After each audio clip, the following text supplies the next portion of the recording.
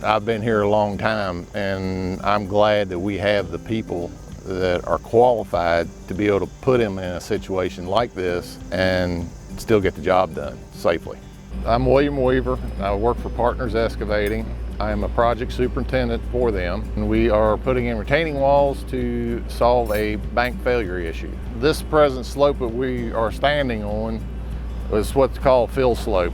This was actually built by another contractor, and over time the bank has started to slide and let go. With the slope starting to fail, it's having an impact on the houses. They're actually starting to move.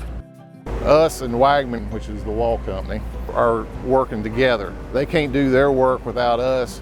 We can't finish the job without them. This was an original bank that went all the way down there to the fence. We've had to cut a bench into that existing slope for their equipment to set on to install the soldier piles and the tie boxes, which is what they're working on right now.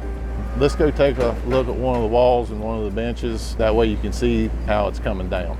We are here at the bench for the second wall. When we build these benches, we cut them or fill them or a combination of both.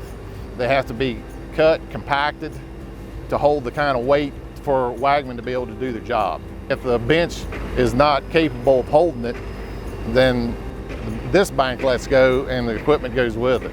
And without doing a project like this and cutting these benches in, getting Wagman in to install a wall like this, eventually these houses will end up failing because the bank underneath of them has failed. Let's go up the road here and I'll show you the finished product. This is the finished product, which is identical to the one we just looked at down here in the building stage. This wall is finished grade to finished grade. It's about 8 feet tall. The one down we just came from is going to be 10 to 12 feet tall. But what this wall did, it let us take basically 8 feet of dirt out of the existing slope, which pulled the weight away from it and then arrested the problem behind the wall. This is going to be the finished product, but that's what it takes to build it.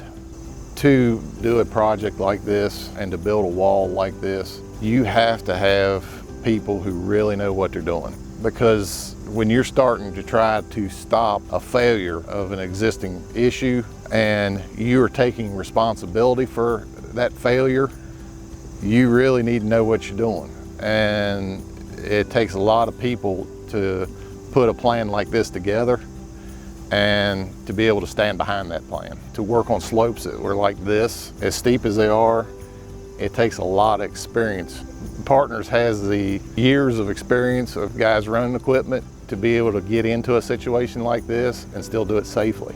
I want to thank y'all for walking around the site, looking and seeing what it takes to build a retaining wall and what has to happen. And if you don't have a team of people like this to do a job like this, the infrastructure will fail. And as you can see, it is very important that it is done correctly.